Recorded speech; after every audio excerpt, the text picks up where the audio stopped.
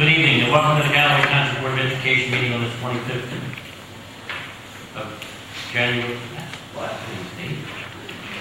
Sorry, February 8th, 2016. Can I have a roll call, please? Mrs. Avery. Here. Mrs. Cordero. Here. Mr. Davies. Here. Mrs. Evanson. Mr. Grab. Here. Mr. Hand. Here. Mr. Hubbard. Here. Mr. Ryan. Here. Mr. Norton. Here. Thank you. At this time, I'd ask everyone to rise for the Pledge of Allegiance by Mr. Richard Davies.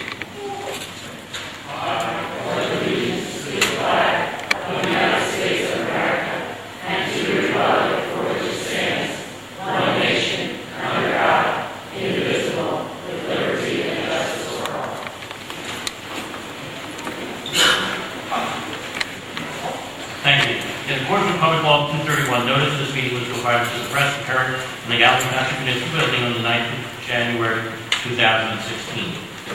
First item on the agenda this evening is the minutes of January 4th, 2016 and January 25th, 2016.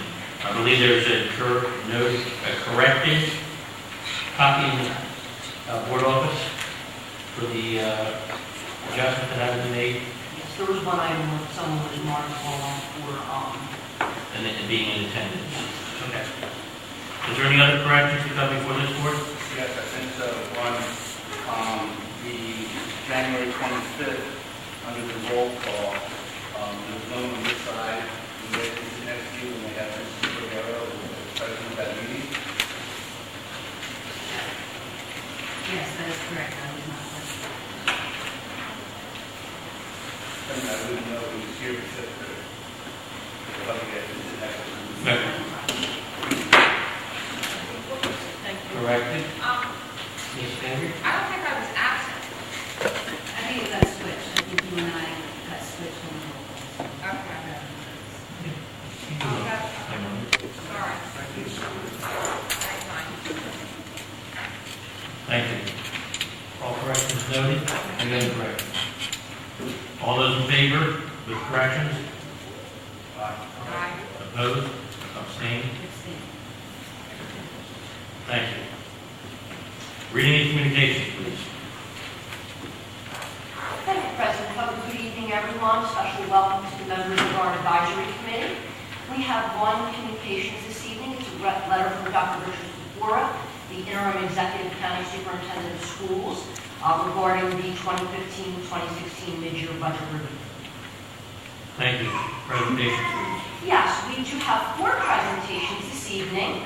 The first 2 are honoring members of our staff.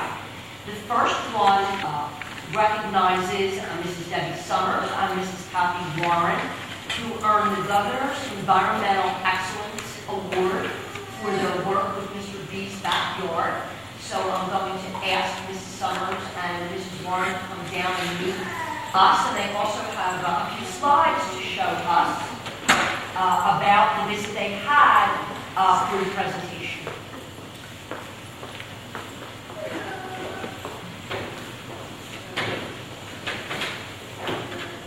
If you just take the paper off, it should be here.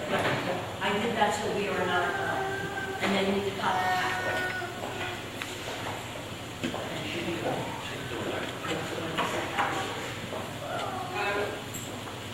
So Kathy, Warren, and I, and Franklin, and Jackie Foster, first year, we started this to be this backyard classroom. So I thought I'd let the board members know that maybe you haven't been out there before, to just see a little picture overview. We, together started in God's memory. We have retention and a detention time there, and it is, I call it our little oasis. It is an amazing spot that's just full of wildlife. The kids are able to walk there in like 5 minutes from our classroom. This is something I'd love you to use your microphone, go through your wireless mouse will work right here. I think the wireless mouse works well. You don't have to start over, just hear me? Okay. So anyway,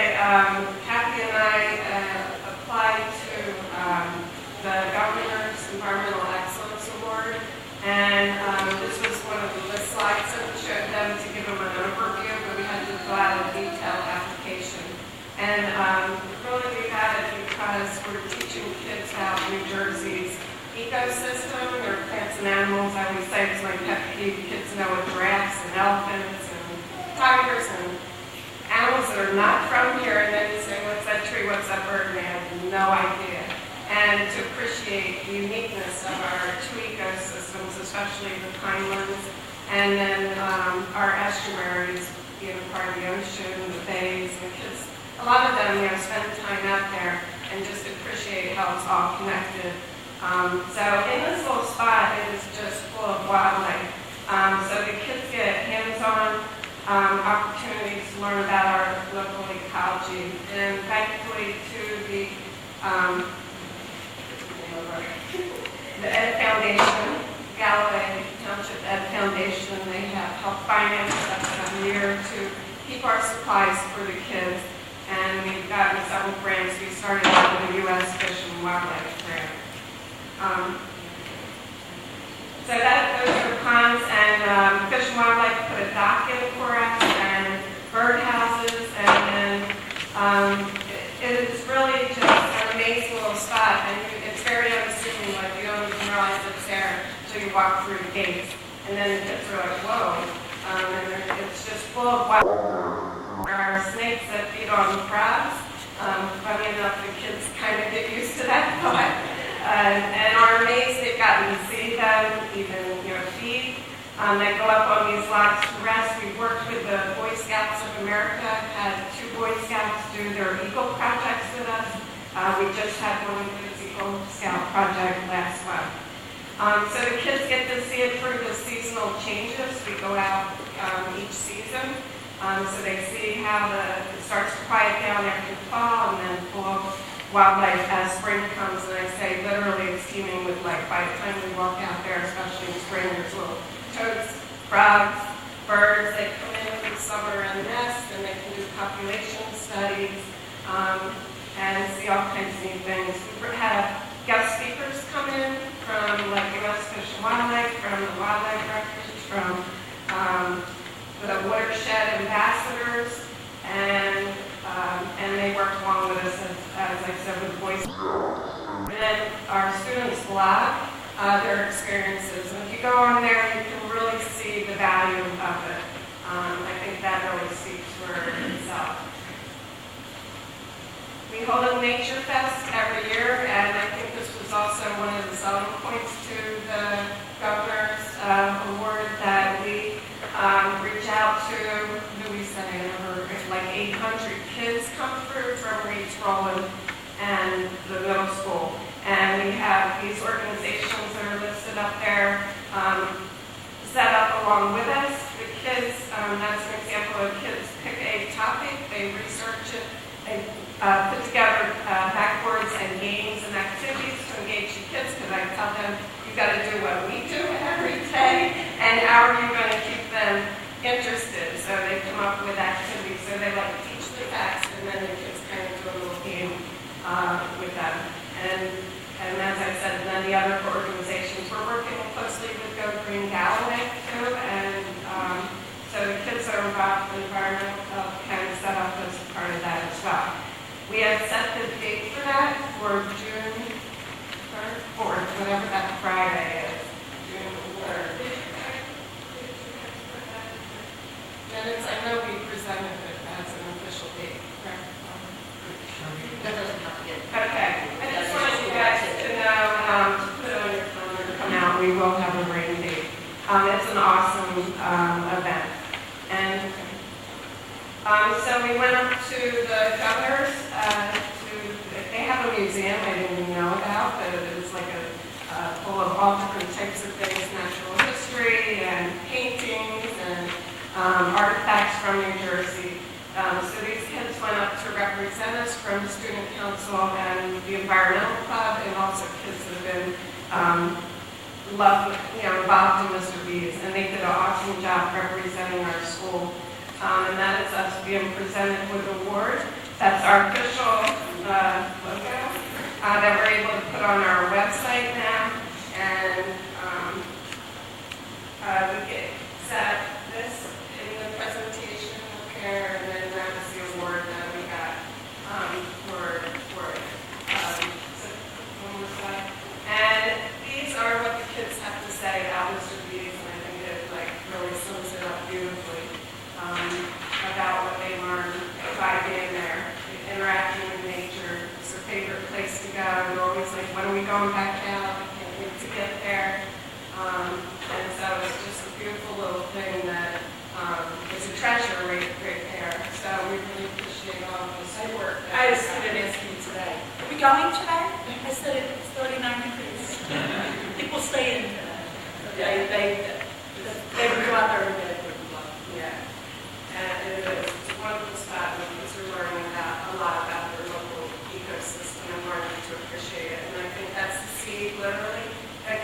planted, and then hopefully as adults, and when they become voters and part of government, they realize why it's so important to appreciate what's literally right in your backyard.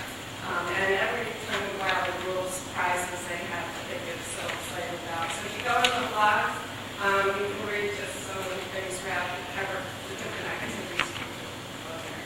So we really appreciate the support we've gotten from the board and from the school and the Net Foundation from the students back there. Thank you, ladies. And Mr. Covered, if I could ask you to join me. To add to the recognition, we do have a certificate for each of you on behalf of the Board of Education. Governor's Environmental Excellence Award for Mr. Reed's backyard. Congratulations on achieving this prestigious honor, and your involvement in innovation in a special project is a shining example of excellence in teaching. Thank you for your dedication. Not here this evening, but also very involved in this is Mr. Lynn. So we'll get this, I'll go to this special. So thank you, congratulations. They also said that they were going to come and visit us. So when we're doing lessons, very nice. Thank you so much.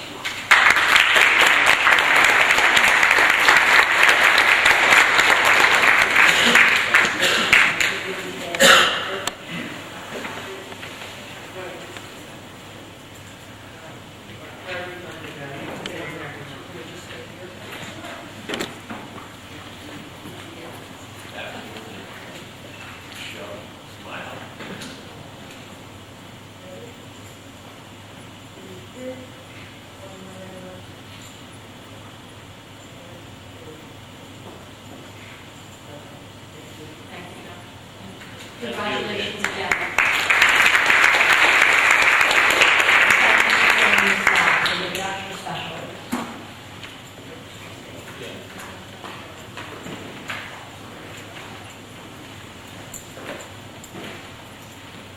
Continuing with awards, this evening we have with us Linda Winberg and Allison Marcello from Smithville School, and they received an award and grant from James Patterson, the author, and the Scholastic Reading Club.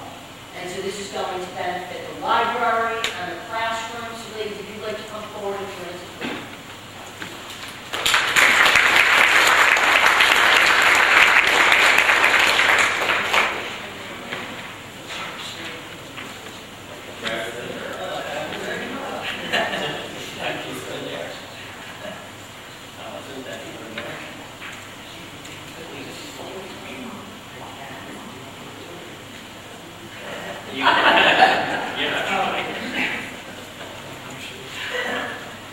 We received a grant from the James Patterson and Scholastic Cooperative Foundation, I guess you would say. James Patterson has donated close to $1.5 million of his own money to support school libraries and libraries around the country, and to obviously support Ruby. He is an author, if you don't know who he is. Writes from the gamut, from very young children to adult literature. He's quite the proponent of having books in children's hands, and he feels the best way to do that is through school libraries and libraries in general. So we're very honored to have been chosen to receive a $3,000 award, which we have always spent very nicely. The books actually started coming in just yesterday. So we will be passing these out. We're sharing books with the classroom and the library.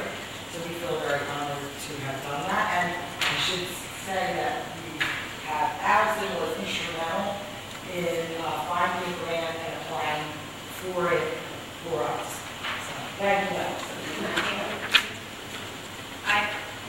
I look through all those scholastic things, and every time I see it come up, I'm like, what the heck, I'll apply. So I applied, and I said that we could use the books in a way to increase our library and to help diversify our library and education. It really is. You're very welcome. Goodbye.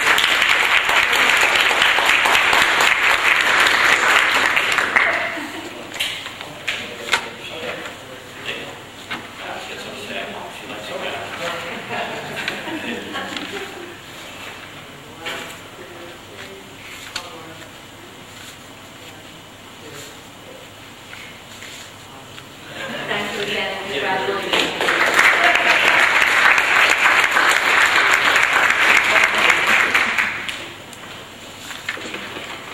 Not certificates, President, but we do have to do President.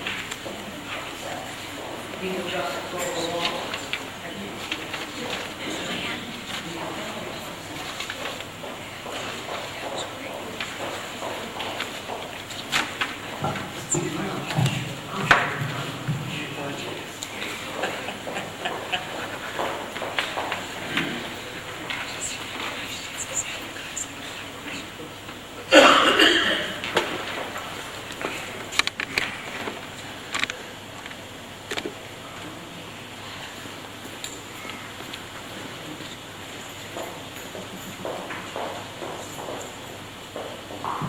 Good evening again. As you can see, our next presentation is information about the park.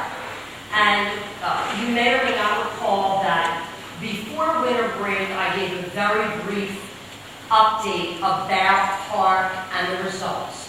And we originally scheduled this presentation for January 25th. We had a board meeting, but because school was closed and because of the weather, we didn't have a very full board, and we knew we were not going to have an audience. Even our regulars didn't attend that night. So, this is information. The first part is about how we performed on park in 2015, and then the second part is real preview of the work that's happening to get ready for park administration later in the year. So, some reminders. Park sets a new baseline. For the first time we implement any standardized test, when you look at the results, you have to realize that other than maybe comparing with the state average or other similar districts, you're not looking year to year yet, because you have to start with that new baseline. You may recall that Park is a consortium that involves many states. Mostly in the Northeast area are involved in Park, but there are other states throughout the country. In general, students in New Jersey did better on average than students in the other states that took the Park. In addition to that, and obviously we care more about Galloway, students in Galloway on average performed better than students in the Park Consortium, meaning all those other states. And in terms of comparison with other students in New Jersey, did as well as or better than. So overall, we were very pleased with the Park results. Now, if you have read anything about the Park results, or remember when I showed you the state averages, it's a very interesting thing, because we were pleased, but the averages are, generally speaking, talking about 40% of the children passing. And so while you're not going to throw a party about 40%, you have to put it in perspective of the rigor, of the newness, and the many factors. So again, this comparative information is really what's important for us at this point in time. Park, different than Ask, has 5 levels, and you can see what they are here. Interestingly enough, although the scores are from the Park Consortium, what counts as passing is a state's decision. And not surprisingly, New Jersey is on the more rigorous side. And New Jersey has been more rigorous since we implemented standards and started state testing. I was still in the classroom, 8th grade early morning test. So as you can see here, in some states, they will take all 3 of these levels and consider it to be passing. In New Jersey, only levels 4 and 5 are considered passing. What I'm going to bring up for you in a moment is the grade level slide by subject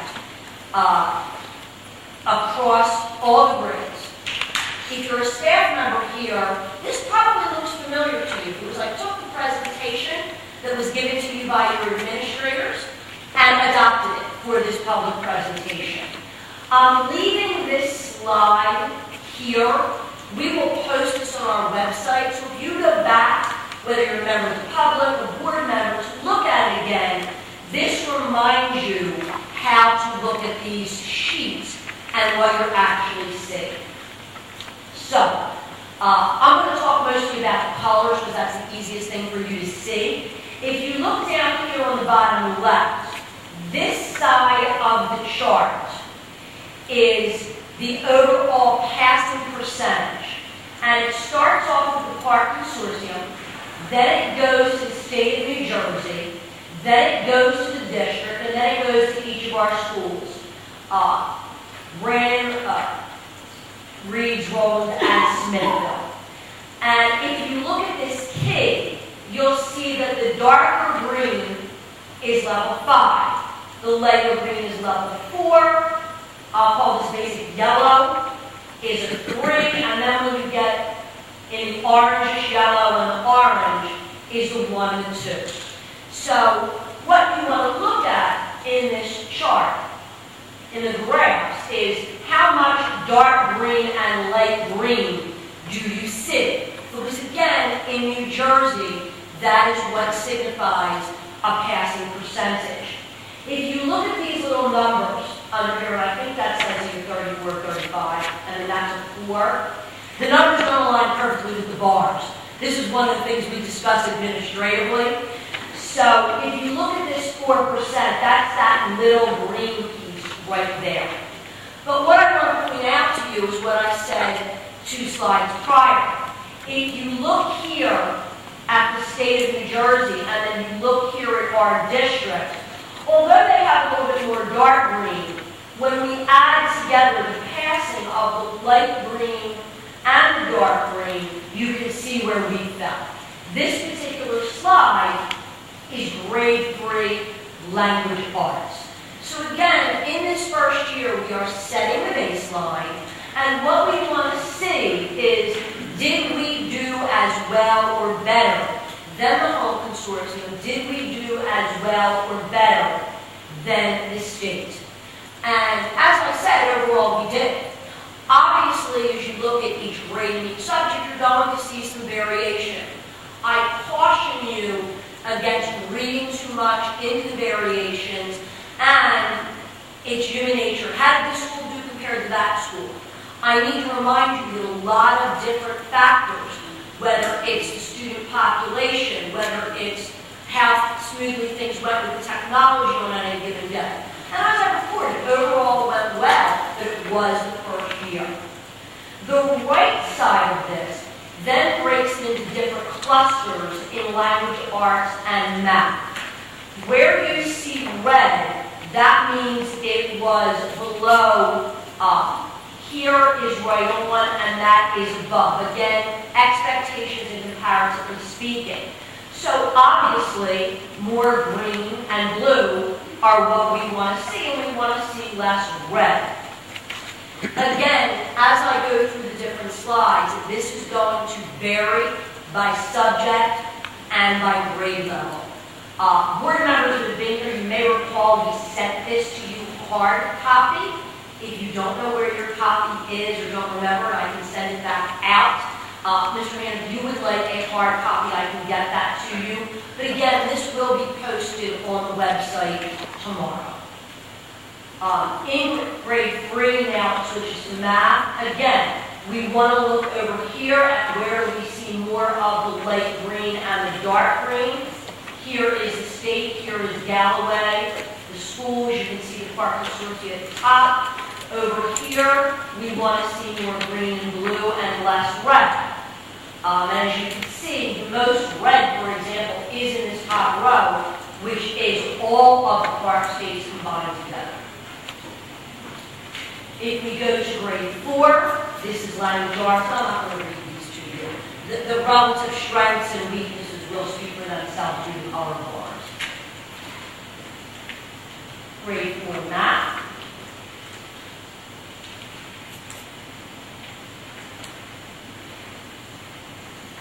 Grade 5 language arts.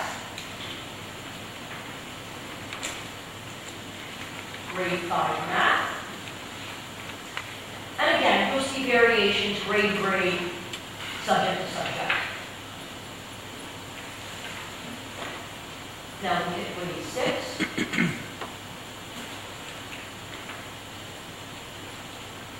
and that one's language arts. And then looking at grade 6 math.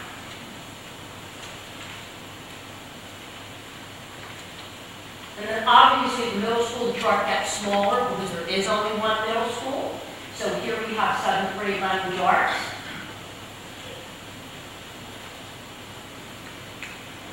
And 7th grade math.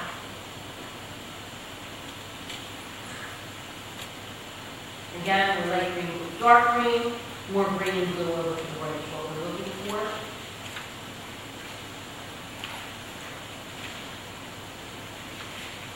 I need to stop and make a note about 8th grade math. We have students who take Algebra 1. Their score report is separate, and then the 8th grade math results take, the regular math results take out the performance of the algebra students. So obviously, when you look at 8th grade math results, not the algebra, the best math students in the building took a different assessment, and so that affects the results a little bit with 8th grade math. Know that this includes high school students who took the algebra exam as well. So the 8th grade students who took algebra are being compared with freshmen who took the algebra exam, sophomores who took the algebra exam. And you can get very excited and think, wow, our kids did better than high school students. I will remind you, these are our very best math students. So very often a kid who's good enough in math to take algebra in 8th grade is a better math student than a freshman who isn't strong enough in math to take that year of leap. But we're still very pleased. And so then here is grade 8 language arts.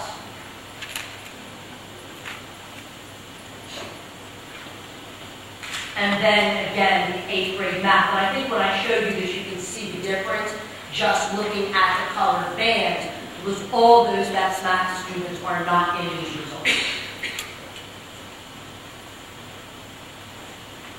Some things to think about. Common Core, part, all of this information is one aspect of planning. It's one way we look at how well our students are doing, how well our schools are doing, how well our district is doing. And you heard me talk about that last year, you heard me say it on back to school, and I will continue to say it. Standardized tests are important, but they are just one measure. Earlier, we provided data reports to teachers. And if you put yourself in the place of a teacher, I now have different students. So we gave teachers a report of how the children they taught last year performed to help them see, okay, what happened with the students I worked with all year last year. We also gave them data about their current students. So when they're working with them, they have information how to plan and look at the relative strengths and weaknesses of the current students. Hopefully parents whose children participated in part received our individual student reports that were mailed home. We have not mailed home test results, at least as long as I've worked here, I don't remember doing it. But we felt because this was so new, it was better to send them directly to the homes than children, in all honesty, opening them on the bus, not understanding what they mean. I will tell you, I personally received no phone calls, and I did not hear from building administrators or teachers that they got many calls at all. One of the things through the federal government, because we get funding, there is another set of reports that are based on the ESEA waiver that New Jersey received from the state of New Jersey. I have received that information, but it is embargoed. And when I'm allowed to show you that, I will. In very basic terms, what I will tell you is it reinforces the baseline. And the state has to decide what targets it wants to set next. ESEA is going and changing from NCLB to ESSA. I'm not going to go through all those alphabets, but this is something we'll be talking more in the future. I will mention that one of the things this report looks at is participation. And school districts or schools that do not meet the required 90% of participation in the assessment have to to write a corrective action plan to increase participation. Without revealing very specific details of the report, I am pleased to say we do not have to write any of those reports. We met the participation levels. Yes, ma'am. See, I'm watching Mrs. Avery's face, and you all can't see me now. The other piece that comes out of these test results are student growth percentiles, both for individual students, for teachers, and for administrators. And this is a case that even though the test changed, they are statistically able to create this data point. So we are expecting sometimes in March to get the SGPs from last year.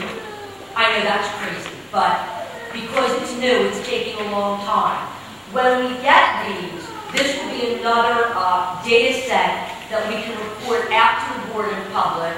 I don't know if they're going to produce another set of student reports, and certainly teachers and administrators will be given that data as well.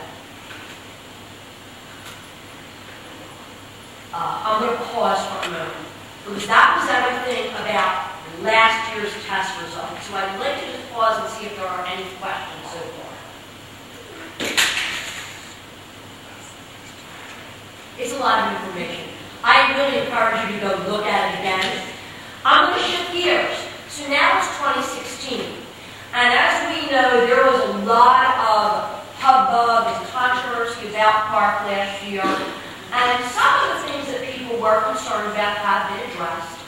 Last year, you may recall that there were 2 testing times.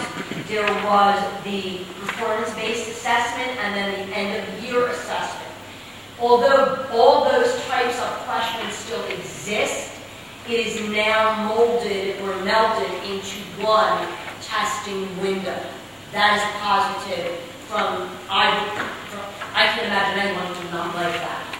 In addition, the overall testing time was decreased by 90 minutes.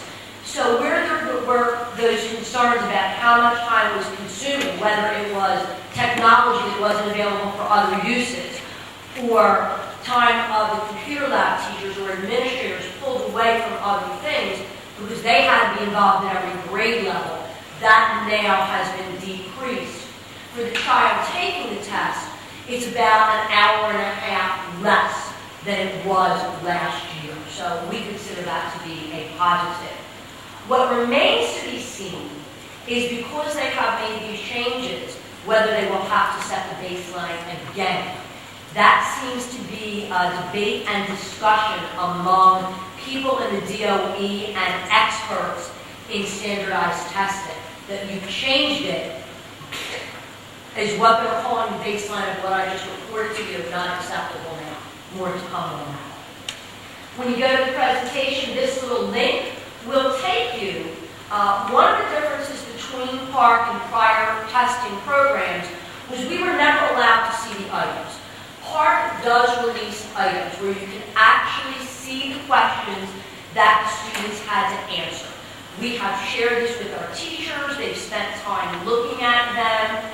I encourage you to do this because I think you will see the rigor that does exist because of the increased rigor in the Common Core and how that was interpreted into the testing. In district, one of the things we are doing is any parent who refused to have their child take the test last year, they are going to receive a letter to show them what the score report looked like, and we've learned from last year. Last year, I got notes on, I swear there was a paper towel from someone's table. I'm exaggerating, but they came in every shape and form, and it really became a lot to deal with. Not that we had huge numbers, but it was enough. So they will be told that changes have been made. Perhaps you will reconsider. They will get a sample score report so they can see what they didn't learn about their child's performance. If they still wish to refuse, there will be a form attached. And that will be required, and it will have a timeline, because that became a challenge to us in terms of you go to test and somebody sending a note in that morning. So we learned a few lessons from last year. And again, we had very good participation with how we keep testing in perspective because it will improve. There's a lot of preparation work that goes into being ready to take the test, besides what goes on in the classroom. So there's a lot of information about the children who have 504 plans, who are special ed, what rooms are being used for testing, who are the test administrators that is being obtained from the schools, and then there are these uploads, and there are many, many benchmarks and many steps. And with the help of building administrators, child study team members, other staff members at the building level, in the district offices, mainly Betty Napoli, one of our supervisors, and Tricia Warren, our data secretary, other people help as well. Getting all this in the system is a massive undertaking. So that is in progress. Obviously, we have teaching going on every day, and as we promote with our teachers, we have curriculum guides that are aligned with Common Core.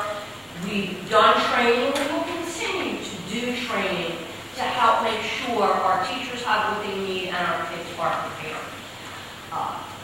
In terms of technology, we did purchase additional devices, and part gives you a window of time, and then you schedule within that window of time. Because we purchased additional devices that are not only benefiting the students every day, that is also helping to shorten the window. And while that doesn't affect an individual child, for the school that's under testing conditions, it decreased the overall total of days that it is taking us to get PARCC administered 3rd through 8th grade. In addition to that, last year we had to transport carts of laptops between and among schools. We will not have to do that this year, and there are benefits from the administration side. In addition to that, we installed an expanded firewall that is helping to increase internet speed, and we've also added increased wireless presence at all the schools.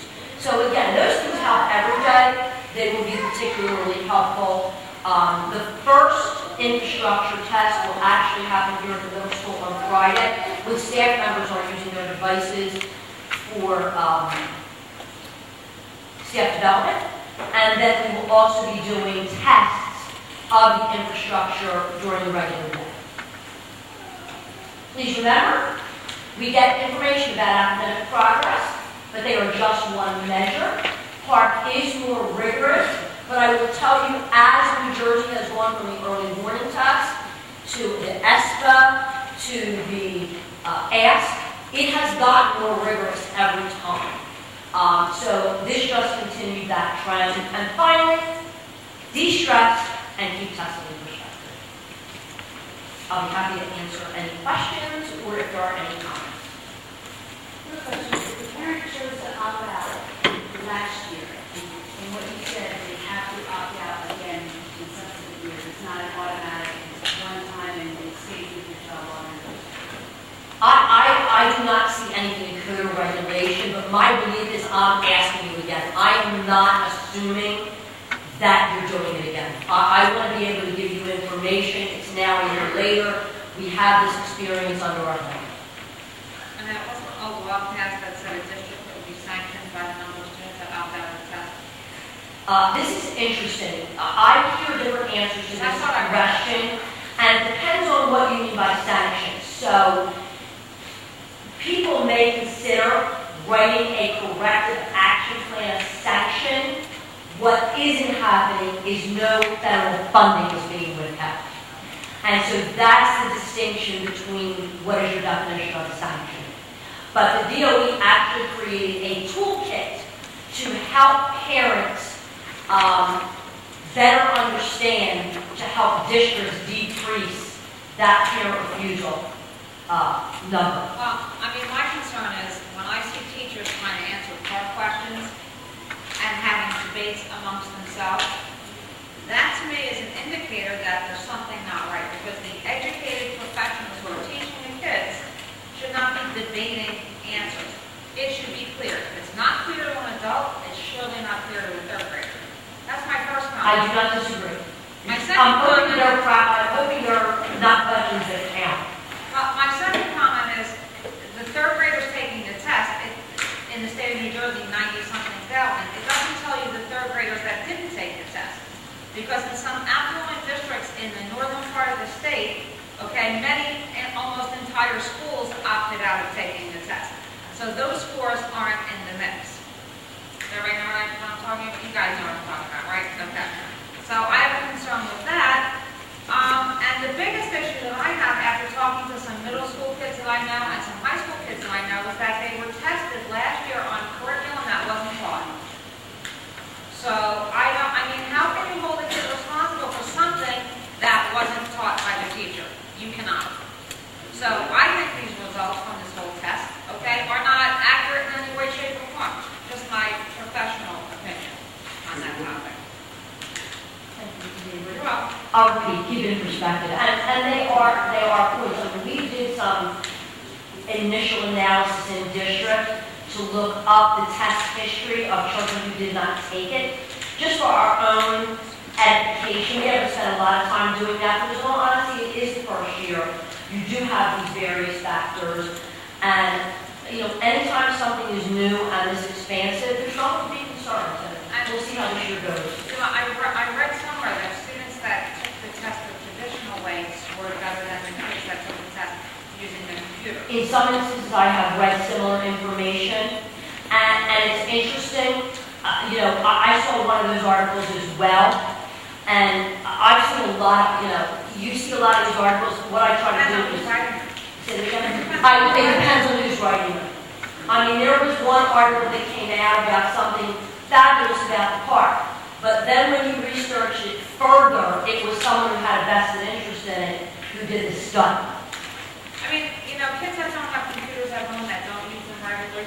I mean, you can't expect a classroom teacher or a computer teacher to get those kids up to speed. It's just, it's the fluency in using the computer. And some of our kids don't have that luxury, so that's an automatic disadvantage as far as I'm concerned. I will tell you, we did have a big discussion administratively about keyboarding, and the principals are going back and talking to their team leaders. And one of the things I learned from the computer lab teachers who were very involved in this, and the first school that reported back to me is one issue they didn't see was children not having enough time to finish. So like there was a concern that a student not finish his essay because he types too slowly and didn't get done.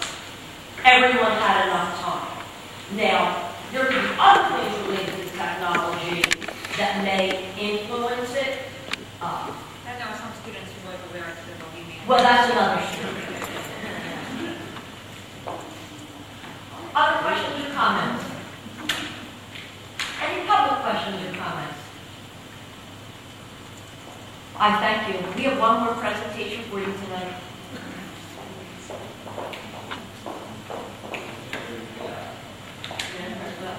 This is what happens when there's snow and all these other things.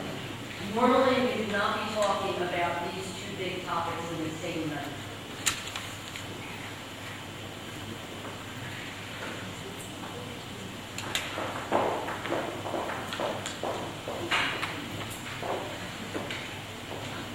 As you can see from the screen, this is our first public budget presentation. And so we want to share with you some information about our current status of our budget, what we're looking to work on, and the process itself. So Mrs. Anaya is going to kick us off with some number information.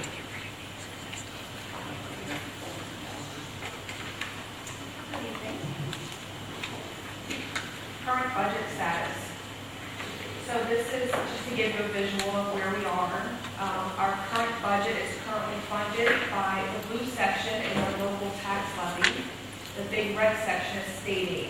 Then there's some other small funding using our previous fund balance and some withdrawals of capital reserve and some miscellaneous funds coming in tuition from out of other districts. I want to just put the slide in here to remind you that when we talk about our tax levy, we talk about the cap. It is not on our entire budget. It's only on the blue section. So when they talk about a 2% raise, possibly, it's only going to be on that blue section. It's not the entire budget that is able to be raised.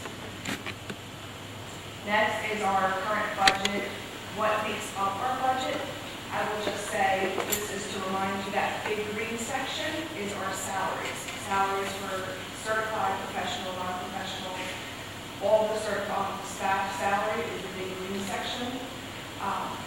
This is to keep in perspective for a future slide. You can read, it's also going to be, I believe, on the website for future reference. So on the New Jersey Department of Education's website, you can find history. This is just some quick statistics on our district compared to similar K-8 districts with over 750 students. There's a total of 82 districts of the same size, and the ranking in the parentheses are where we stand. Some highlights, the first line is our cost per pupil. We are in 51st place out of 82, which means we are above that. We're using less dollars to educate a student. We're better than 50 other schools, if that makes any sense to you. Also, our administrative cost per pupils, it just goes on, and this will be on the website for your reference as well, just some statistics for you. Some considerations for this upcoming budget.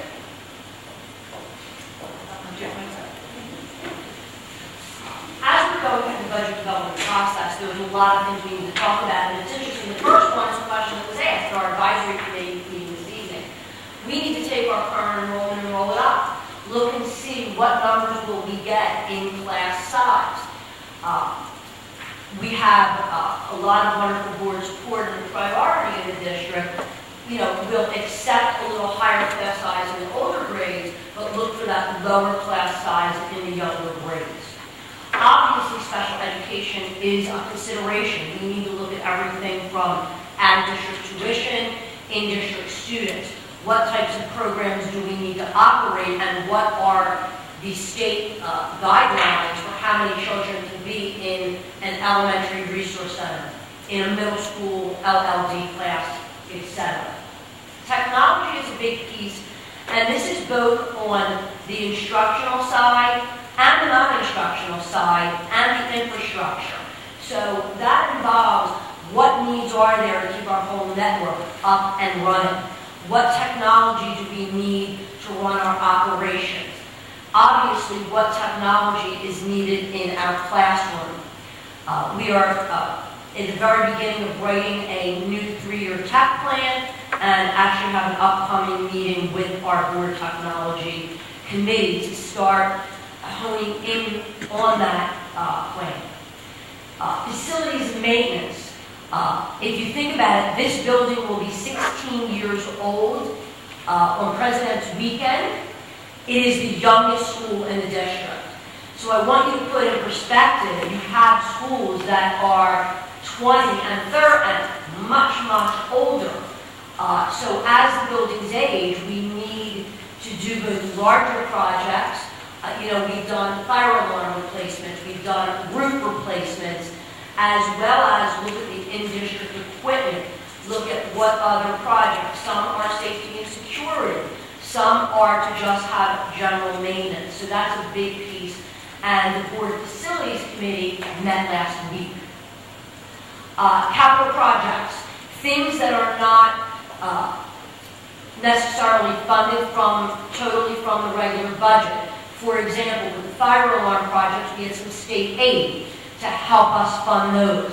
So connect with that facilities and maintenance. What is such a large project that it falls under that category of capital projects? We try to maintain what we have. What programs and services are we providing? And we have been very pleased as a district to have the support to keep the arts, to keep the programs that are available for students for extracurricular and sport, to, although maybe not to the same extent, but continue our guidance programs and all the different things that help our children, not just in the classroom, but the things that contribute to their performance in the classroom, making them well-rounded. And then what are the things that need to be updated or expanded? And they actually can fall under any of these categories, including curriculum. One of the things on the positive side, you may recall the years where we had to replace the entire math program, where we had to replace the entire language arts program. The only new major program for September is 6th through 8th grade science. to align with the next-gen science standards. So although it's a very important area, we only by state requirement have to do those 3 grades in that one subject. So where there were years where more than $1 million was just for one subject, because it was every grade, we don't have that as part of our budget. Other budget considerations are on the fiscal side, so I'll turn it back to Mrs. So some things to consider as we start planning for the 17 budget. Debt service on the middle school is going to be paid off, and the amount of the tax levy should be shifted to the general fund's budget. This will help keep the tax levy stable. There's been a conversation about ebbs and flows, and this will kind of keep it even keeled. The tax levy cap, again, at 2% of that large pie is $612,000, but that does only represent a little over 1% of our entire budget. You know the vision I gave you earlier. Bank cap, what this is, in the prior years, we have not always gone to the 2% cap. You are able to hold that in a reserve and use it in a different year to maybe go over a 2% cap. So that is the amount available to be used into this year's budget. Fund balance, part of that pie was a sliver of fund balance that makes up part of this budget. It's at $2.5 million this year. That comes out of our audit from the 2 years prior. Once the audit is closed, the amount that's left has to be budgeted into the next planning budget, which is our 17 budget, which is actually $2.1 million.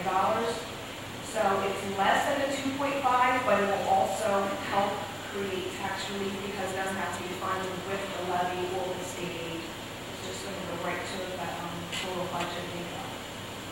We in 15-16 used $892,000 to fund capital reserve. Again, Dr. Jacobs mentioned capital projects being something outside of your regular budget to help improve your buildings and other projects.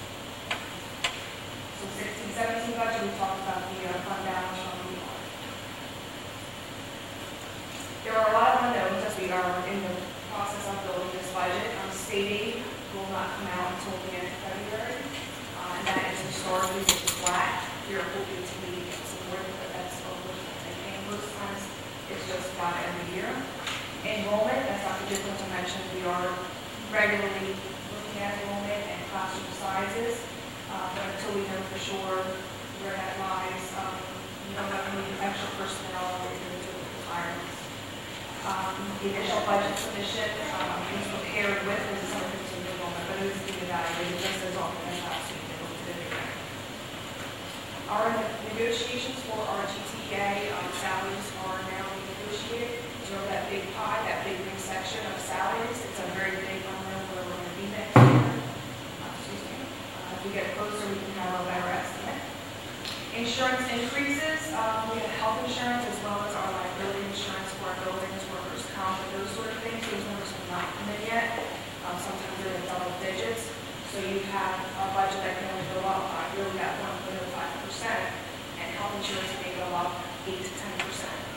Liability insurance, they're estimating around 6%, but we don't know those numbers yet. And grant allocations to kind of offset, to help offset some of the costs. We don't have those yet.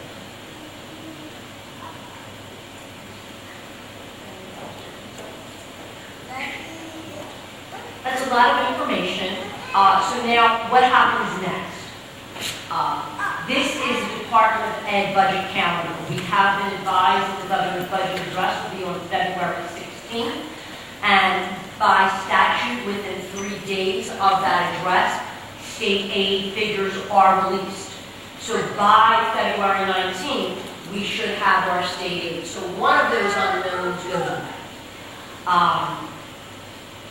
March 22nd, we have to file our budget with the Department of Ed. It is not the final budget.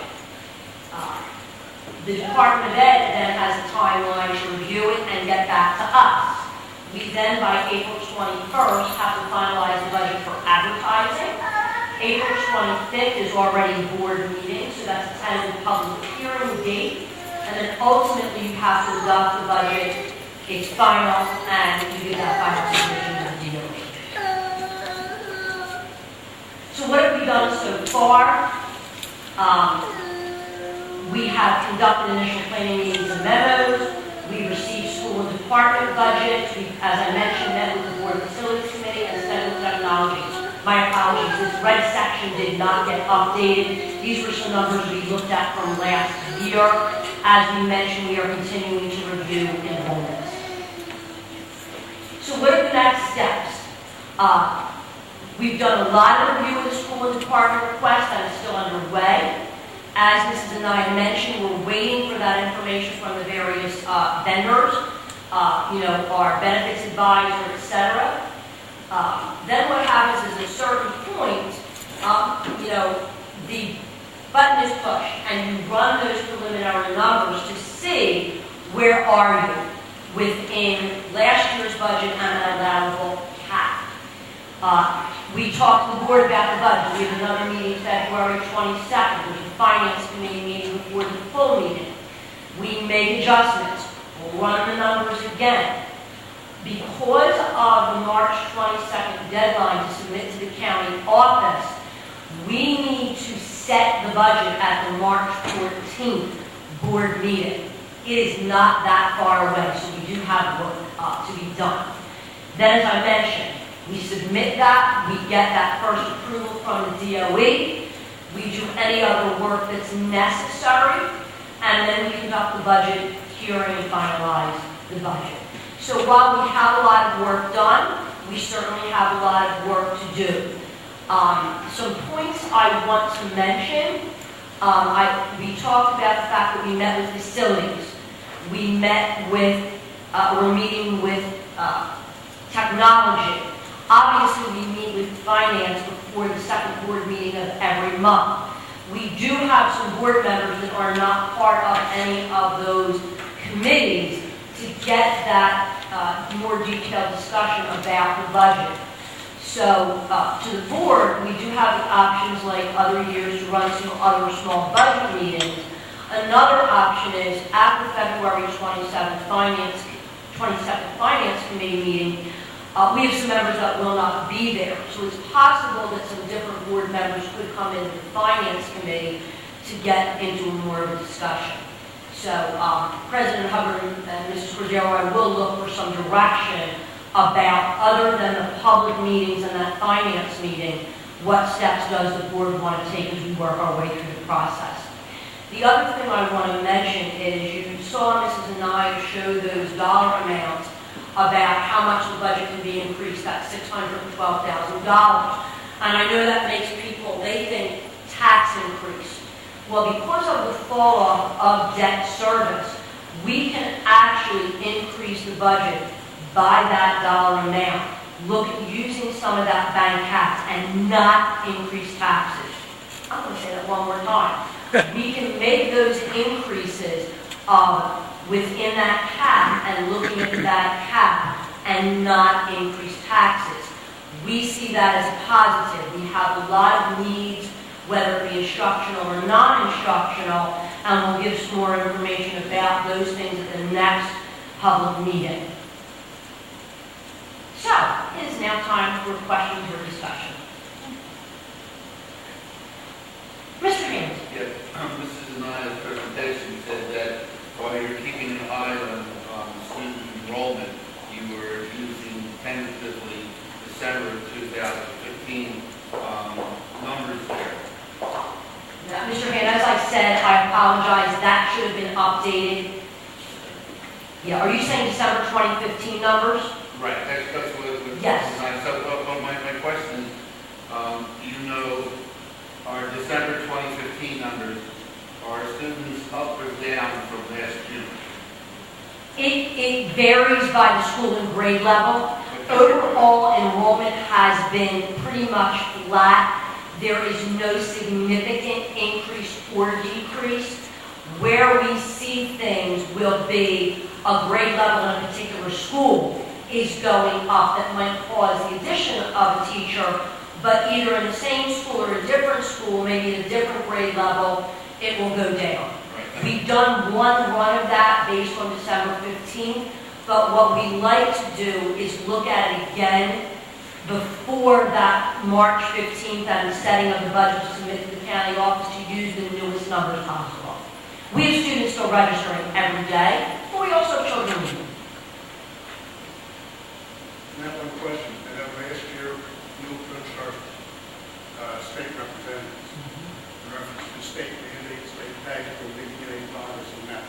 Because a large, very large proportion of our budget is state mandated, with a small minority of money coming in for helping us out in many problems. I have not heard of any progress, Mr. Days. Certainly, the elected officials we met with seem to hear and understand that. Whether or not they have had any impact with their counterparts in Trenton, I have not heard of such. I was at a commissioner's convocation earlier this year where some districts were calling for either the formula to be funded exactly as it's written or to redo the formula. And the answer at that time was that the state cannot afford to fund the formula as written. It was very openly acknowledged by the Commissioner of Education that the state cannot afford to fund its own formula. And they also talked about if they do some of the revisions that have been suggested, you're going to have winners and losers, and then you're going to get more controversy. So the message is expect state aid to be flat. There's still mandated. There are still mandates. So for example, I mentioned next gen science. I'm not aware that we are going to get more money to do that. When we spend $1 million on language arts or $1 million on math, you get so much per pupil that comes from a variety of factors: free and reduced lunch, overall enrollment, all those different things. But I have not seen or heard anything that would change that, Mr. Davis. I have a comment about organizing the next meeting. We can have 2 additional members come to that. And then if there's another small committee that needs to meet, and Mr. Hubbard isn't around, but I will be around for another meeting. We're more than happy to schedule it, because our goal is to get as many board members into the detail of the process as possible. We can talk about a lot of things in the public meeting, but a lot of it is looking at very detailed numbers and information. So I'll reach out and we'll follow up. Any questions or comments from the public? I know what you're thinking. I came here to get hired as a new teacher tonight, and I've learned more about the district than I wanted to know in the next 10 years. I'll teach you a little bit. Very good. Thank you. That concludes the presentation for the agenda.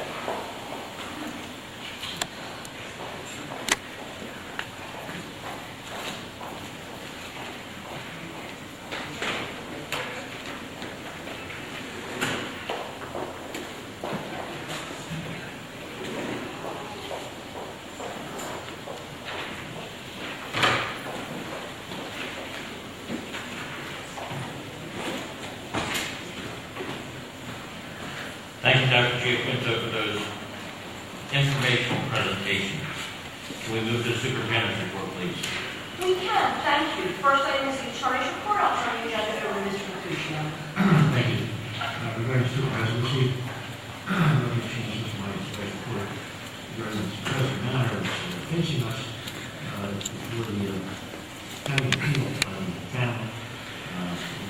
The decisions on that shortly because we found within downtown district.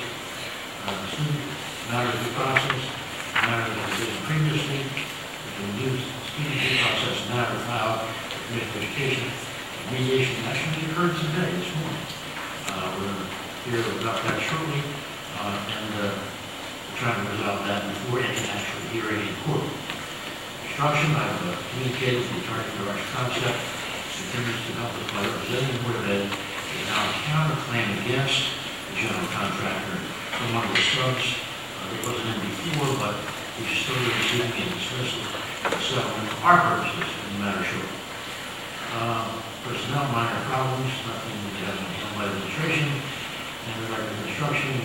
As you know, the discussion made previously regarding permits and fees, construction of modular proceeds, and the business administrator will give you resident problems in her report that she has done before. So I have this time. Thank you. Is there any questions of our solicitor at this time? Thank you, Mr. Puccio. Thank you. Student enrollment report as of the end of January. In district, we had 3,284 students. If you add out of district, choice and charter, 3,363 students. Board members will also have an out-of-school suspension report for January attached. Item 4 is a resolution to approve the 2016-17 school calendar. This is the first reading again because we did make some revisions based on both feedback we were given and we have miscounted a month. I will thank Dr. Hathaway. She is our best date counter. So you do have a revised calendar in your packet. And then resolution 5 is to accept, modify, or reject the harassment, intimidation, and bullying report presented to the board on January 25th for the reporting period of December 16th through January 20th. Thank you.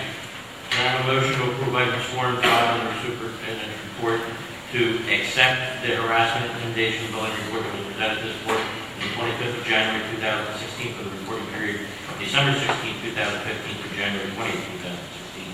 Please. Thank you. Any more discussion? Any public comment? Roll call, please. Mr. Hanford? Yes. Mr. Hannigan? Yes. Mrs. Avery? Yes. Mr. Davis? Yes. Mrs. Evanson? Yes. Mr. Grant? Yes. Mrs. Cordero? Yes. Mr. Hubbard? Yes. Motion passes. Thank you. Curriculum instruction, please. Thank you. Item 1 is a resolution to extend home instruction for the following students. The student number, the school the student attends, the dates, and other details are listed. Resolution 2 is to approve home instruction for the following student. Again, the details are listed. Resolution 3 is to approve the GTMS drill step team to perform at Stockton University's Unified Cultural Greek Yard Show on February 9th. This is on the weekend, so transportation is being provided by parents. Thank you. Can I have a motion to approve items 1, 2, and 3 under curriculum instruction, please? Thank you. Any more discussion? Any public comment? Can I have a roll call, please? Mr. Days? Yes. Mr. Hannigan? Yes. Mrs. Avery? Yes. Mrs. Evanson? Yes. Mr. Grant? Yes. Mr. Hand? Yes. Mrs. Cordero? Yes. Mr. Hubbard? Yes. Thank you. Finance and school operations, please. Yes, I'll turn this section of the agenda over to Mrs. Nunn. Thank you. We have a resolution to accept the Atlantic Care School Wellness Grant for $1,066.50. We have a resolution to approve the following tuition receivable students for the 15-16 school year for compliance with DCP&P and the Convental Act, and the student ID numbers, tuition amounts are listed. A resolution to approve a student to attend Yale Northfield with the tuition prorated and account number listed. We have a resolution to approve a transportation contract with Great Way with their routes, schools, days, per diem, and account numbers listed. We have a resolution to approve the out-of-district professional development activities, specifically the 2016 conference for pre-K teachers. Attendees, dates, amounts, and accounts are listed. Thank you. Can I have a motion to approve items 1 through 5 inclusive of finance and school operations, please? Thank you. Any board discussion? Any public comment? Can I have a roll call, please? Mr. Days? Yes. Mr. Iannico? Yes. Mrs. Avery? Yes on everything except I abstain on item 4. Thank you. Mr. Grant? Yes. Mrs. Evanson? Yes. Mr. Hand? Yes. Mrs. Cordero? Yes. Mr. Hubbard? Yes. Thank you. And if I can bring your attention to items 6 and 7 on the finance agenda was an addition. I'm sorry the public does not have a copy of this. It is a resolution to approve the contract with Searle Enterprises in the amount of $18,000 for professional development presentation. The account numbers listed and will be funded by Title IIA funds. And another resolution to approve the February 8th bill list for that session. Thank you. Can I have a motion to approve items 6 and 7 out of finance and school operations, please? Second. Thank you. Any more discussion? Yes. Sir? Thank Dr. Gurto for the email down. But looking at it there, is it one person consultant? Or is it- So for one person comes out, we're paying the consultant possibly $1,000 an hour. Yes, Mr. Hand is the author of the text causes and cures, and when someone is a published author, they do cost more money. This was a decision made with the input of the administrative team. We talked to team leaders based on the work that we did with this book from the Summer Leadership Institute the prior summer, and through IMRS last year. Because we had this professional development funds available, we did feel that it was an appropriate expenditure because ultimately the training will benefit the children. It's not something we do very often. Right, I understand. I brought people in before it was expensive, but my concern is when we're just looking at a budget presentation there, to spend $1,000 per hour for consulting up here. I think it's too much. And it's funded out, excuse me, I'm sorry, President Hunter. Permission. Title 2A. Yeah, I was just going to say Title II is specifically for professional development, so if it's not spent here with this particular author, including the travel and accommodation, what we had to pay for her to come here out of town, it would have been used for some other facilitator or multiple facilitators for professional development. I'm just looking at it together. And I'm familiar with the book, and I think that actually, what is it, I'm looking at bang for the buck and financial responsibility. Duly noted. Any other comments? Any public comment? Can I have a roll call, please? Mr. Iannico? Mr. Gates? Yes. Mrs. Avery? Yes. Mrs. Evanson? Yes. Mr. Graff? Yes. Mr. Hand? No. Mrs. Cordero? Yes. Mr. Hungry? Yes. Thank you. Facilities and maintenance, please. I would like to defer the microphone to Mr. Iannico.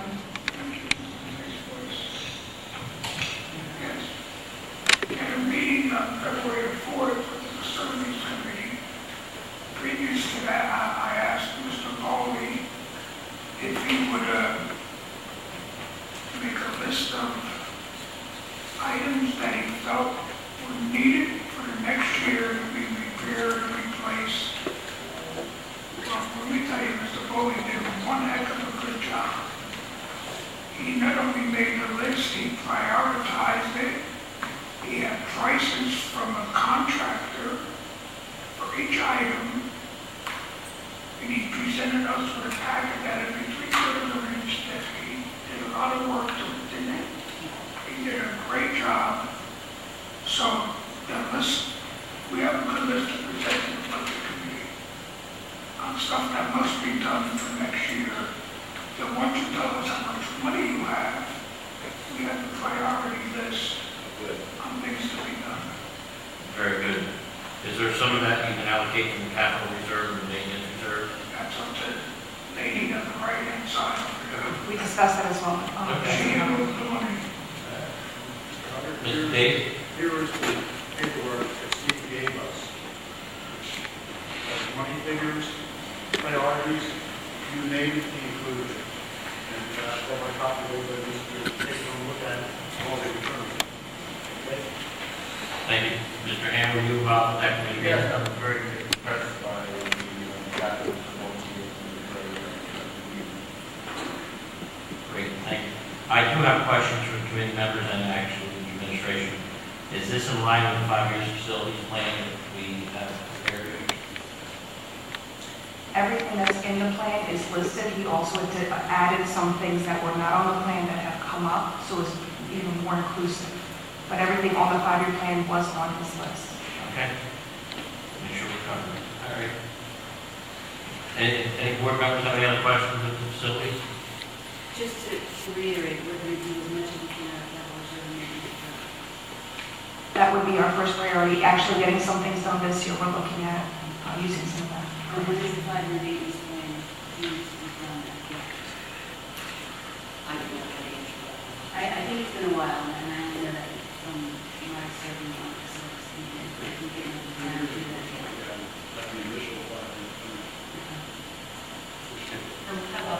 We also have updated that, if the project came up that was not on the plan, if you recall, we added it. I also do want to say, one of the things we did talk about was, in terms of capital reserve, we don't want to spend all of that money, because we need to continue to save for the future, whether it be for other projects, preschool expansion, but we absolutely, one of the documents that you saw when that Mr. Days held up, was from Mrs. Anaya about what exists in those different accounts. Isn't the preschool expansion fully funded? The preschool expansion is every dollar of facility? No, absolutely not. But we can rent, and that's part of the grant. We can use money for certain things, yes. As a general rule, we cannot build or buy. Right. But we can lease. Correct. Okay, thank you. Community use of school facilities, please. We have no items this evening. Okay. Should we table personnel tonight? Let's move personnel, please, rapidly. Thank you, President Hubbard. Item 1 is a resolution to accept the letter of resignation from Chandra D. Anaya, School Business Administrator, School Board Secretary, effective March 27, 2016, or sooner if a suitable replacement can be found. Thank you. I don't know if I'm taking that. I guess we should take the motion. Can I have a motion to approve item number 1 on personnel, please? No.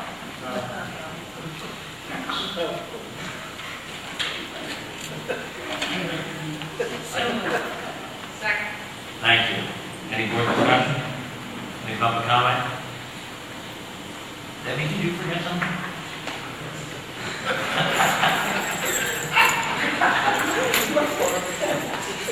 Can I have a roll call vote, please? Mrs. Cordero? Yes. Mrs. Avery? Yes. Mr. Days? Yes, with regret. Mrs. Evanson? Mr. Grab? Mr. Hand? Yes. Mr. Iannicone? No. Mr. Hubbard? Yes. Thank you. Item 2 is a resolution to extend the personal leave request from Jean Hilton, Secretary of Smithfield Elementary School. The dates and terms and conditions are listed. Resolution 3 is to approve family leave request from Tina Park, professional assistant at Arthur Grant Elementary School.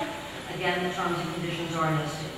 Resolution 4 is to approve Aaliyah Southern as an 8th grade English language arts teacher at GTMS for the 2015-16 school year effective March 1 through June 30. The terms and conditions are listed. This is a replacement position. Resolution 5 is to approve Mary Ellen Lockwood as first grade in-class resource teacher at Smithfield Elementary School for the 2015-16 school year effective February 9 through June 30. Terms and conditions are listed. This is a lead position. Resolution 6 is to approve Jennifer Curlin as a part-time 6th grade in-class resource teacher at Arthur Grant Elementary School effective February 9 through June 30. Terms and conditions are listed. This is a new position. Resolution 7 is to approve Yaitza Claude as a 10-month secretary at Reacher Elementary School for the 2015-16 school year, April 1 through June 30. Terms and conditions listed. This is a replacement position. Resolution 8 is to approve Joanna Piazzoli as a part-time district food service worker for the 2015-16 school year, effective February 9 through June 30. Terms and conditions are listed. This is a replacement position. Resolution 9 is to approve the following substitute teachers for the 2015-16 school year, pending successful completion of the criminal history review. The various rates are listed and account numbers, as is the name of each person and whether or not the person is certified. Resolution 10 is to approve the following substitute custodian for the 2015-16 school year, effective February 9 through June 30. The hourly rate and account are listed along with the name of the individual. Under supplemental positions, Resolution 11 is to approve the following staff presenters, following staff as presenters for the Winter Staff Development Center on February 12th. The hourly rate and account are listed. Please note that this is funded through NCLB Title 2A. You have teachers not to exceed 4 hours preparation time for one workshop, and then teachers not to exceed 8 hours preparation time because they are doing 2 distinct workshops. And then we also have classroom assistants because there is a different rate. Resolution 12 is to approve the following Reed Elementary School teachers for the Park Prep Program. The terms and conditions are listed. This is also funded through NCLB, in this case Title I. Resolution 13 is to approve the following staff for the 2016-2017 school year kindergarten registration. The dates are listed, not to exceed 3 hours per person per day. You have the various categories. This particular work is paid at the individual's daily rate. That is noted for each category. Resolution 14 is to approve a teacher at GTMS for the garden club. The hourly rate is listed. This is a replacement position. Resolution 15 is to approve the following teacher for the GTMS Fun Club. This is a weekly stipend. It's a unique situation. This is the program that Mrs. Ferguson volunteers her time to come in and provide to the students, and we need to have a staff member present, so this is being handled under IDEA. Thank you. Can I have a motion to approve items 2 through 15 inclusive under personnel, please? So moved. Thank you, Department. Thank you. Any board discussion? I do want to make a comment. If my math is correct, that's 12 new positions we have hired for personnel that were not budgeted for this year so far. I haven't added to the present public, but I certainly can check. I know you have. My concern is that we come before every month and keep adding positions and adding positions. With our enrollment declining, we're adding positions. So, I made this comment earlier, I think we have to be very careful and selective, not that you're not, but 12 positions is 12 positions. 2 things. First of all, I believe we are being very careful and selective because what we are being is compliant. And all the new positions are related to special education. There are code requirements for the number of children that can be in a resource center, that can be in an MD class, an LLD class, and a behavior class. Children who are in preschool, the day they turn 3, if they are special needs, they have the right to enter. They are not like other children. So all of the positions are required by code. Obviously, it is an increase, and although the overall enrollment has gone slightly down, it has stabilized, the special ed population has not. I will connect this to the $18,000 expenditure. One of the things that the training in causes and cures, which is INRS members and other teachers, leaders may do, is equip us to do better interventions outside of special ed that could ultimately reduce these costs. Okay, But we thank will you. continue to monitor it. Thank you very much. Any other board discussion? Any public comment? May I have a roll call, please? Mrs. Evanson? Yes. Mr. Hannigan? Mrs. Avery? Yes. Mr. Davis? Mr. Graff? Yes. Mr. Hand? Yes. Mrs. Cordero? Yes. Mr. Hubbard? Yes. Thank you. I will pause because we have some of our new teachers here who have waited very patiently along with their principals. Let me start with Dr. Hathaway to introduce the newest member of the Smithfield School staff. It's my pleasure to introduce to you Mary Ellen Lockwood. Mary Ellen finished her studies at Railroad University, and she then did a maternity leave, and she worked with preschool handicapped children.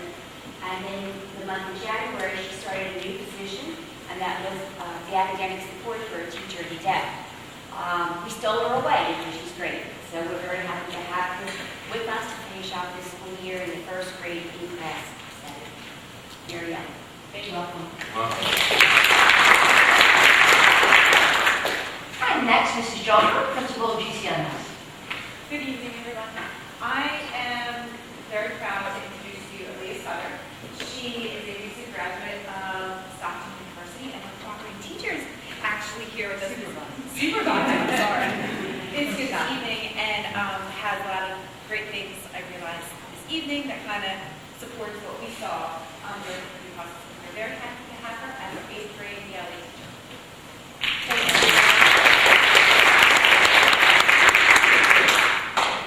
Who's giving their speech first? Did you flip a coin out in the hallway? It didn't go over though, so we had to do it again. Thank Yeah, you. you did. Welcome aboard. Policy, please. We have no policies this evening.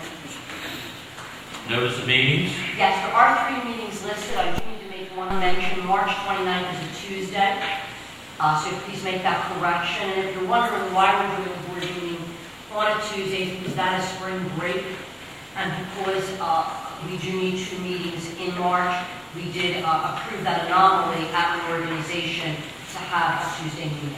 You also have some very exciting special events listed, both our district band festival, which has bands elementary through Absegami, as well as the district health and wellness fair. Both of them are the first week of March.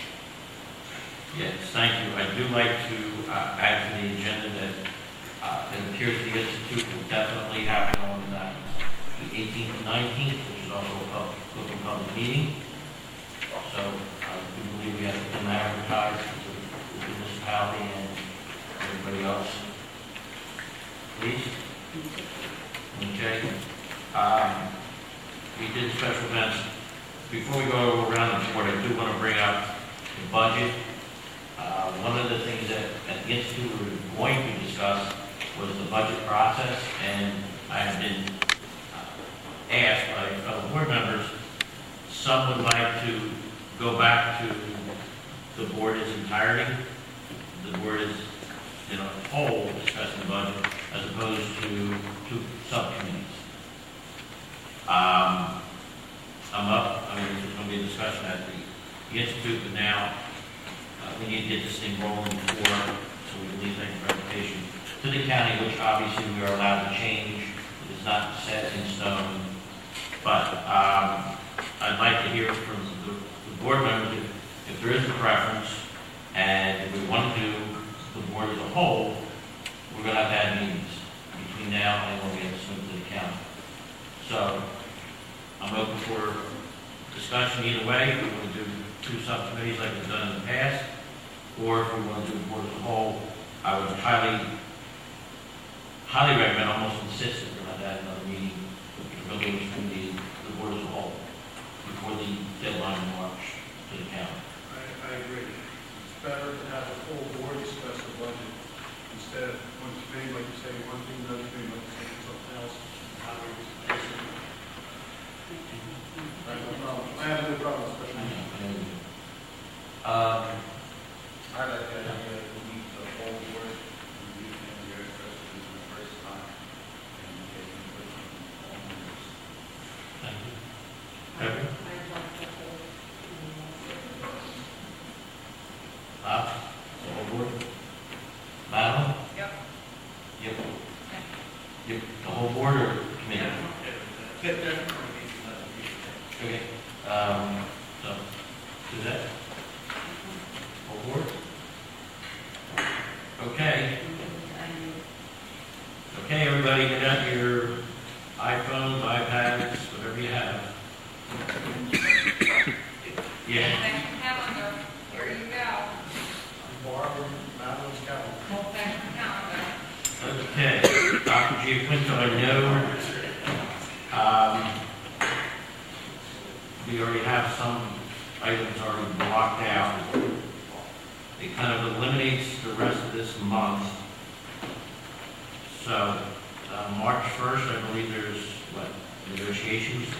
March 1st is the 8th grade dialogue, Okay. which is a school board event. Right, March 2nd? Is the district band festival. You could certainly do a meeting before that, but you certainly can't do it in this room because the students are in here prior to the event that happens in the gym. Right, we could do it on the third as well. The third, cannot do the third. Not in this building anyway. I could. Huh? I think I can let it all in. Okay. The 7th, Sounds good. we have going once. I will be available at 7 o'clock. That is the GTPSA third evening session. We have Chief Donna Higby and Captain Chris Lewis joining us for a desktop control. So Okay. we could, Very well. That's an open one then. so we could be there. Preset is, do I have a thumbs up on the side of the table? Okay, so that's a potential one opening. Just do the 7th? Okay. All right, the 7th. So that special meeting, Can I so have, the only business will be the budget. yes, yes. Well, we're gonna have to on the budget, right? Right. All right, can I have a motion to add March 7th, 2016, 7 PM board meeting, please? Any board discussion? All those in favor? Perfect. You guys have it. Please mark your schedules accordingly. Can we, we'll sit down and talk about it. We'll present that tonight. Okay. Okay, so let's go around the board. And you want to start with, since I'm looking at her, Madam? Oh, okay. Rich? Nothing, of course, it doesn't fall. There's no trouble. Mike? I would like to welcome Councilman DePietro. Recognize Uh-huh. and thank him for his presence. I should. That's very kind of you. Thank you very much. Since Mr. J is long. That's all. Very nice. Thank you again, Councilman, for attending. Thank you for having me. Tom? Nothing. Beverly? I had a chance to attend the advisory committee tonight, and it was a good session. We talked about one of the things was safety, and perhaps some of the staff and being informed of the status of things. Preschool modular is coming. Lots of good stuff. I bet you all will come with us. We find it very informative. Thank you. Bob? See you March 7th. Tony's, we know the budget. It's on my calendar, thank you very much, I appreciate it. Thank